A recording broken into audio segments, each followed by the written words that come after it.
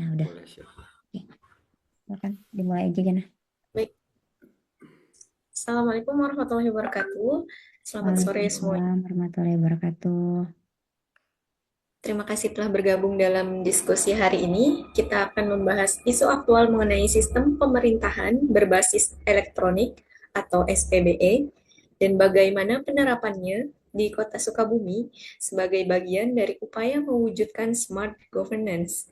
Tema ini sangat relevan dalam konteks manajemen ASN dan smart ASN. Sebagai pembuka, pertama perkenalkan dulu, saya Siti Nurjana, jabatan penyuluh pertanian ahli pertama di Dinas Ketahanan Pangan, Pertanian dan Perikanan Kota Sukabumi. Sebagai moderator dalam diskusi kali ini, sebagai pembuka, berdasarkan data dari situs resmi RRI per 2024, Kota Sukabumi kembali meraih predikat sangat baik dalam penerapan SPBE. Ini menunjukkan komitmen pemerintah daerah dalam meningkatkan kualitas layanan publik melalui teknologi informasi. Untuk hari ini, saya ditemani oleh dua rekan saya, yaitu dari Kang Alif dan Kang Teh Asri. Kita akan membedah bagaimana kondisi lapang serta tantangan dan peluang yang dihadapi pemerintah Kota Sukabumi dalam menerapkan SPBE. Pemaparan yang pertama, saya persilakan kepada Teh Asri. Waktu dan tempat dipersilakan. Baik, terima kasih Tejana sebelumnya. Perkenalkan, nama saya Nur Astri Agustini. Saya saat ini ditempatkan di Inspektorat Daerah untuk jabatan Auditor Ahli Pertama. Untuk tahun 2025 sendiri, Inspektorat Daerah Kota Sukabumi telah menempatkan smart governance melalui SPBE pada pondasi pengawasan modern. Yang pertama yaitu ada whistleblowing system digital atau yang kita namai portal pakar, pengaduan dan konsultasi aparatur dan masyarakat. Inspektorat menyediakan aplikasi whistleblowing system yang dapat diakses melalui website dan form online. Pengguna mengisi identitas, kategori pengaduan, lokasi, saksi atau bukti eviden, lalu tinggal submit. Dalam waktu kurang 1 menit, pengaduan tercatat dan dikonfirmasi melalui email aktif pengguna. Laporan hasil pemeriksaan akan dikirimkan dalam 7 hingga 30 hari sesuai dengan kompleksitas kasus tersebut.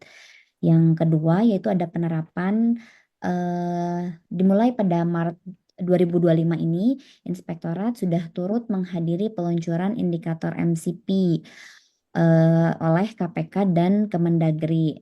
Dalam forum tersebut, Inspektorat memainkan peran sebagai APIP untuk memperkuat tata kelola daerah melalui 8 area intervensi seperti perencanaan anggaran, pengadaan barang, layanan publik, hingga integritas ASN.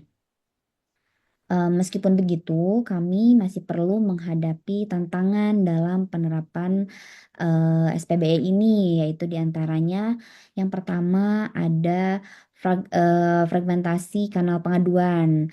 Di sini kita memiliki banyak channel, yaitu kan ada website, ada telepon, dan juga bisa langsung seperti itu.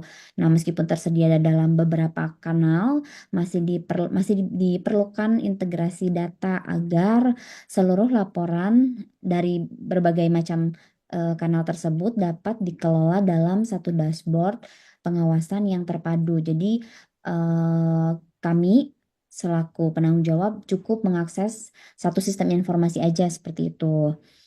Kemudian tantangan yang kedua adalah tentu saja literasi digital untuk masyarakat dan ASN. Belum semua masyarakat ataupun bahkan aparatur sipil familiar menggunakan form online dan kanal digital, sehingga proses pelaporan dan tindak lanjut masih kurang optimal. Misalnya masyarakat ataupun aparatur sipil yang lain sudah melakukan pengaduan lewat website, tapi mereka setelah melaporkan itu lupa untuk cek email dan untuk memfollow up kasus pengaduan yang mereka laporkan itu. Jadi akhirnya kami selaku penanggung jawab itu kesulitan untuk menindaklanjuti pengaduan yang sebelumnya sudah dilaporkan. Kemudian yang ketiga yaitu tantangannya di perlindungan keamanan data tentunya karena eh, SPB ini merupakan kanal digital ya dan diperlukan keamanan cyber yang kuat untuk menjaga kerahasiaan pelapor dan integritas data. Seperti itu sih untuk penerapan di inspektorat. Izin bertanya, Teh Astri, Ya, dari pemaparan tantangan-tantangan tersebut, apakah ada solusinya? baik. Untuk solusi atau strategi yang mungkin dapat dilakukan untuk menjawab tantangan-tantangan tersebut, di antaranya satu, integrasi dashboard pengaduan itu ya, seperti yang tadi saya sudah sampaikan, bahwa karena ada berbagai macam media, maka perlu digabungkan seperti itu ya, ke dalam sebuah sistem monitoring internal atau sebuah dashboard terpadu. Jadi kita cukup mengakses satu sistem saja untuk mengelola seluruh pengaduan dari berbagai kanal tersebut, sehingga kita bisa memperkuat akurasi alur kerja yang otomatis dan juga transparansi pengaduan. Kemudian untuk literasi digital itu sendiri, solusinya mungkin kita bisa melakukan pelatihan atau sosialisasi.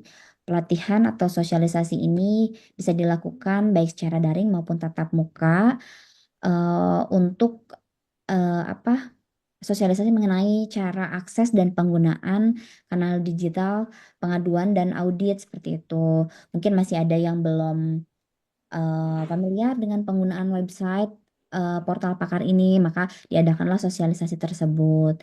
Yang ketiga yaitu optimalisasi anggaran APIP. Kenapa? Karena untuk penguatan pengawasan digital seperti audit, lalu untuk pengembangan website, pengembangan portal, dan keamanan IT seperti itu membutuhkan dana yang cukup besar ya tentunya dan secara aturan inspektorat itu seharusnya memiliki alokasi anggaran minimal 0,5 sampai dengan 1%. Nah, untuk saat ini memang belum sampai di angka tersebut sehingga solusinya salah satunya itu berupa optimalisasi anggaran APIP dan kemudian solusi selanjutnya keamanan dan perlindungan data tentunya ya. Kita bisa menerapkan kebijakan enskripsi data, kemudian juga password yang kuat dan audit keamanan berkala. Tentu saja kita juga harus memastikan kerahasiaan pelapor di portal pakar tersebut atau whistleblowing system tersebut supaya tetap terjaga melalui prosedur perlindungan identitas sesuai dengan aturan yang berlaku. Paling itu sih untuk sementara ini solusi atau strategi yang bisa dilakukan untuk menghadapi tantangan tersebut. Lalu untuk Dinas Ketahanan Pangan, Pertanian, dan Perikanan sendiri, Teh Jana, seperti apa penerapan smart governance-nya atau SPBE-nya? Ya, baik. Izin menanggapi. Untuk di DKP 3 sendiri sudah ada penggunaan web berbasis elektronik ya, melalui web bernama Simluhtan atau Sistem Informasi Manajemen Penyuluhan Pertanian dan e-Pusluh atau Elektronik Pusat Penyuluhan Pertanian. Untuk kondisi dari kedua web tersebut digunakan untuk simultan lebih kepada pendataan kelembagaan penyuluhan, kelembagaan petani, dan SDM penyuluhan, sehingga terdapat basis data untuk merencanakan kegiatan penyuluhan sehingga bisa memenuhi kebutuhan nyata petani di lapangan. Kemudian dari simultan ini data akan diperbarui secara berkala oleh penyuluh dan diverifikasi oleh koordinator dari masing-masing balai penyuluhan. Untuk e-Puslo sendiri merupakan media yang condong untuk media pembelajaran dan peningkatan kapasitas ASN melalui materi digital dan forum diskusi online. Nah, untuk capaian dari kedua web tersebut sudah ada pembaruan data kelembagaan petani serta pelaporan kegiatan penyuluhan secara real time. Untuk Epuslu sendiri sudah ada akses materi penyuluhan, sertifikasi, serta pemetaan potensi wilayah binaan. Hmm. Untuk tantangan yang dihadapi, yaitu dari penggunaan dua web tersebut masih terdapat blank spot sinyal di beberapa kelurahan, terutama di Kecamatan Lembur Situ, sehingga pemanfaatannya belum maksimal, serta seringkali untuk input datanya itu masih susah karena ada overload dari server simultannya. Kemudian dari sumber daya manusianya, tidak semua penyuluh itu memiliki literasi digital yang memadai karena rata-rata umur penyuluh di BPP itu sekitar di angka 30 sampai 40-an yang sudah sangat senior ya. Mungkin Ya. untuk adaptasi teknologinya belum secepat kita sebagai generasi milenial dan Gen Z. Terus untuk koordinasi integrasi antar sistemnya belum otomatis dengan sistem lokal sehingga dashboard untuk monitoring hariannya itu belum ada datanya. Kemudian dari kepemimpinan digital dan komitmennya itu belum tercapai maksimal karena peran koordinatornya itu masih terbagi antara di peran administrasi dan untuk pelayanan. Mungkin itu dari saya teh. Baik. Izin bertanya Teh, kalau tantangannya kan tadi ada dari sistemnya, dari SDM, dan lain sebagainya. Lalu apakah sudah ada solusi yang ditemukan mungkin atau yang akan dijalankan dalam waktu dekat ini? Untuk solusinya tersendiri, mungkin kalau dari overload gitu kan, karena servernya dari Kementan ya, mungkin belum ada solusi pastinya. Tapi untuk Hmm. dari solusi dinasnya sendiri, untuk SDM tadi kan perlu adanya pelatihan teknis sehingga setiap 2 minggu dalam bulan, setiap 2 minggu pertama di awal bulan itu pasti ada pertemuan rutin di Balai Penyuluhan untuk koordinasi pelatihan terkait simultan dan epuslu ini. Kemudian ada pengajuan pengadaan untuk optimalisasi dari alatnya sendiri karena kan penyuluh itu kemana-mana pergi ke lapang, jadi susah untuk kita stay di BPP dengan satu atau dua fasilitas komputer. Maka Ya. perlu ada pengajuan pengadaan optimalisasi dari alatnya itu berupa tablet. Nah, kita itu dalam diskusi itu sering mengadakan pengajuan melalui optimalisasi anggaran dari UPT Agribisnis dan Peternakan Hewan karena mereka merupakan UPT yang penghasil anggaran bagi dinas. Oh iya baik. Ini dari saya. Lalu mungkin selanjutnya bisa Kang Agit ya memaparkan. Oke, terima kasih Teh Jana dan Teh Astri atas pemaparan di dinasnya. Kalau di dinas saya, salah satu bentuk paling nyata dari SPBE di Diskomindak adalah digitalisasi layanan perizinan, khususnya izin usaha mikro dan kecil atau IUMK. Sebelumnya proses ini masih dilakukan secara manual, mengharuskan pelaku usaha datang ke kantor, membawa dokumen fisik dan menunggu proses verifikasi secara konvensional. Namun sekarang pengurusan IUMK dilakukan secara terintegrasi melalui sistem online. Hasil kerjasama antara Diskomindak dan Dinas Penanaman Modal dan Pelayanan Terpadu Satu Pintu atau DPM PTSP. Pelaku usaha dapat mengakses pelayanan dari rumah atau tempat usaha, mengunggah dokumen secara digital dan menerima output dokumen izin dalam bentuk file PDF resmi. Manfaat dari digitalisasi ini sangat terasa. Proses menjadi lebih cepat, transparan, dan akuntabel. Selain itu, langkah ini juga meminimalisasi interaksi fisik yang sangat penting dalam konteks efisiensi kerja dan pelayanan prima. Lalu yang kedua, sistem pendataan UMKM dan industri secara elektronik. Langkah strategis lain yang diterapkan di Skomindak adalah pengembangan sistem pendataan pelaku usaha dan industri kecil menengah secara digital. Dalam konteks SPBE, data adalah tulang punggung utama dalam perumusan kebijakan. Diskomindak Kota Sukabumi telah melakukan pendataan UMKM dan dengan pendekatan digital melalui Google Form, aplikasi spreadsheet online, hingga dashboard internal. Hal ini mempermudah pengelolaan data UMKM aktif, jenis usaha, kebutuhan pembinaan, hingga status permodalan mereka.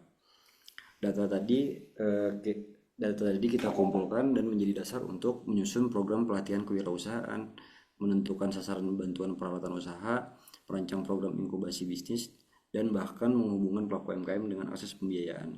Dengan cara ini, keputusan yang diambil tidak lagi berdasarkan asumsi, melainkan berdasarkan data yang valid dan aktual. Lalu yang ketiga, penggunaan aplikasi administrasi internal. Dari sisi manajemen internal, Diskumindak juga telah mengadopsi sejumlah aplikasi SPBE untuk mendukung proses administrasi pemerintahan. Antara lain yang pertama yaitu sistem Srikandi, sistem informasi kearsipan dinamis terintegrasi, digunakan untuk manajemen surat menyurat elektronik dan pengarsipan digital. Lalu yang kedua adalah SIMPEK atau sistem informasi kepegawaian untuk mengelola data pegawai, absensi hingga evaluasi kerja. Lalu yang ketiga ada e-office yang dimanfaatkan untuk kolaborasi dokumen, agenda kerja, dan distribusi disposisi secara digital. Lalu terakhir ada pemanfaatan Google Workspace seperti Google Docs, Google Sheet, atau Google Drive untuk kerja kolaboratif harian antar bidang. Penggunaan sistem-sistem tersebut telah mengurangi ketergantungan terhadap dokumen fisik, mempercepat alur birokrasi, dan meningkatkan efisiensi kerja staf Diskumindak. Lalu selanjutnya pemanfaatan media sosial dan WhatsApp bisnis untuk layanan publik. SPBE bukan hanya soal aplikasi formal, tapi juga tentang bagaimana pemerintah hadir secara digital dalam kanal yang dekat dengan masyarakat. Diskumindak juga aktif memanfaatkan Instagram, Facebook, dan TikTok resmi untuk dinas. Lalu ada WhatsApp bisnis untuk menjawab pertanyaan, menerima konsultasi, dan menyampaikan informasi layanan. Ini menjadi wujud pelayanan publik digital yang bersifat langsung, cepat tanggap, dan fleksibel. Bahkan masyarakat lebih cepat mendapatkan informasi melalui story Instagram atau broadcast WhatsApp dibanding menunggu surat edaran resmi. Pendekatan ini tidak hanya mendekatkan layanan, tapi juga memperkuat citra pemerintah yang terbuka dan responsif. Lalu yang kelima, edukasi dan literasi digital bagi UMKM. Sebagai OPD yang menangani koperasi dan UMKM, Diskumindak juga tidak hanya menjalankan fungsi administratif, tapi juga sebagai fasilitator pemberdayaan digital. Sejumlah program yang digerakkan antara lain yaitu yang pertama, pelatihan digital marketing, workshop pemanfaatan marketplace, edukasi branding dan promosi online melalui Canva, Instagram Ads, dan TikTok. Yang terakhir ada kerjasama dengan platform e-commerce lokal dan nasional untuk mendorong UMKM go digital. Dengan pendekatan ini, SPBE tidak hanya berhenti di kantor dinas, tapi sampai menyentuh masyarakat secara nyata. Lalu yang keenam ada monitoring program dan evaluasi berbasis data. Diskumindak mulai mengadopsi prinsip data-driven decision making dalam pelaksanaan program-programnya. Laporan kegiatan kini tidak hanya disusun dalam bentuk naratif manual, melainkan dilengkapi oleh yang pertama data visualisasi kegiatan UMKM dalam bentuk chart atau grafik. Lalu yang kedua ada statistik peserta pelatihan. Yang ketiga ada survei kepuasan peserta melalui Google Form. Langkah ini mencerminkan semangat SPBE untuk tidak hanya melakukan, tapi mengukur dan mengevaluasi dampak dari setiap program. Yang ketujuh adalah kolaborasi antar instansi melalui sistem terpadu. Dalam konteks SPBE yang ideal, antar instansi tidak boleh berjalan sendiri-sendiri, maka Diskumindak Kota Sukabumi juga membangun integrasi sistem dengan dinas lain seperti Dinas Kominfo untuk penguatan infrastruktur jaringan, BPMPTSP untuk layanan perizinan, BPKPD untuk sistem pembayaran retribusi digital, dan Dinas Sosial terkait program bantuan usaha mikro. Kolaborasi ini menciptakan ekosistem pemerintah digital yang saling terhubung. Dari seluruh praktik tersebut, saya simpulkan di dinas kita bahwa penerapan SPBE di Diskumindak Kota Sukabumi sudah berjalan dengan arah yang benar, meskipun masih terdapat ruang untuk penguatan, terutama pada aspek penguatan infrastruktur digital di kantor dan lingkungan binaan, lalu peningkatan kapasitas SDM ASN dan pelaku usaha, lalu yang terakhir pengembangan satu platform terintegrasi antar layanan dinas. Namun demikian, dengan komitmen yang kuat, sinergi lintas bidang, dan partisipasi aktif masyarakat, Diskumindak Kota Sukabumi berpotensi menjadi role model implementasi SPBE untuk sektor pemberdayaan ekonomi masyarakat di tingkat daerah. Terima kasih, Teh Jana.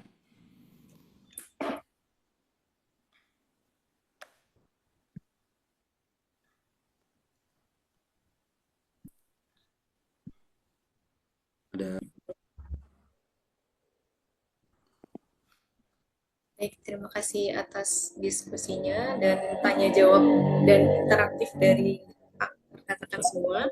Diskusi kita hari ini menunjukkan bahwa Kota Sukabumi sudah berada di jalur yang tepat dalam mewujudkan smart governance melalui SPBE.